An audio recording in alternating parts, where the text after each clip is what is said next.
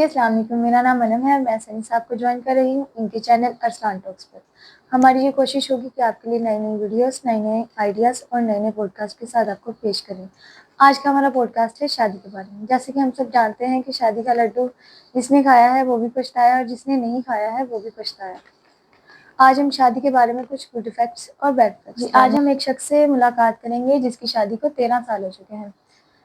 जी, क्या हाल है आपके सनी साहब, ठीक हैं आप? जैसे कि हम सब जानते हैं कि सोशल मीडिया की दुनिया में कोई जानी-मानी शख्सियत नहीं है आप, पर हम इतना ज़रूर जानते हैं कि आप अपने दोस्तों और अपनी फैमिली में हँसी-मज़ाक की वजह से बहुत मशहूर हैं।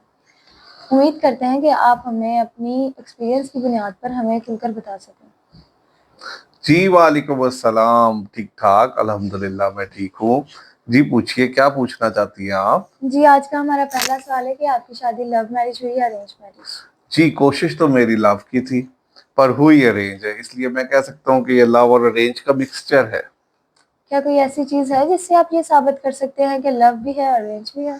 जी बिल्कुल, क्योंकि मुझे मोहब्बत हो गई थी अपनी शरीक हयात से शादी से पहले।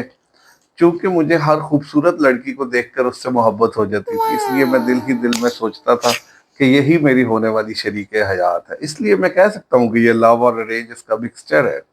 क्या मतलब हर एक खूबसूरत लड़की देखकर आपको उनसे मोहब्बत हो जाती थी? क्या अब ऐसा नहीं होता? जी अब हरगिज ऐसा नहीं होता, क्योंकि अब मुझे अपनी बेगम से डर लगता Oh my है। God.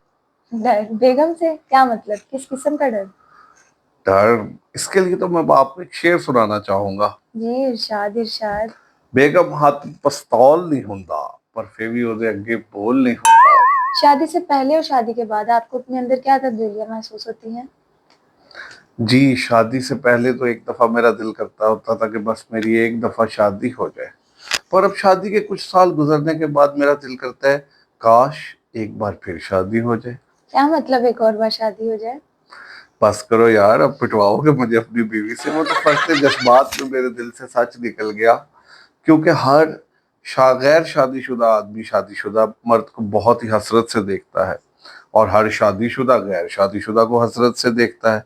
पर मेरे हिसाब से जो शादीशुदा मर्द है वो दो शादियों वालों को ज्यादा हसरत से देखता है। जैसा कि हम जानते हैं कि आपकी शादी को 13 साल हो चुके हैं, माशाल्लाह से आपके 2 बच्चे भी हैं। क्या आपको लगता है आपकी जिंदगी मुकम्मल हो चुकी है? जी बिल्कुल, एक बीवी के हिसाब से तो मुकम्मल है, बाकी मेरी उम्मीद पर दुनिया कायम है। जैसा कि हम जानते हैं कि हर रिश्ते में 2 चीजें होती हैं, खुशी और नाराजगी। खुशी का वक्त तो खूब गुजर जाता है, लड़ाई के बारे में आपका क्या ख्याल है? जी इसके बारे में तो मैं एक दो कहावतों का सहारा लूंगा। पहली कहावत तो ये है कि अपना बच्चा रोए तो दिल में दर्द होता है, किसी का बच्चा रोए तो सर में दर्द होता है। इसी तरह अपनी बेगम रोए तो सर में दर्द होता है, किसी की बेगम रोए तो दिल में दर्द होता है। और अक्सर ऐसे होता है कि कभी ऐसे लगता है कि औरतें मजलूम हैं और मर्द जालिम है, और कभी औरत जालिम लगती है और मर्द मजलूम लगता है। ये तो सिचुएशन पे है जो हम देख रहे होते हैं या जो हो रही होती है। आपका अपने बारे में क्या ख्याल है?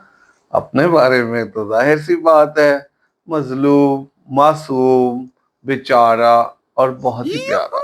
जी इसीलिए अक्सर ऐसे होता है कि जब कभी मैं स्ट्रेस फील करता हूँ तो एक नारा है जो मैं लगा लेता हूँ, जिससे मैं अपने आप को बहुत ही हल्का फील करता हूँ।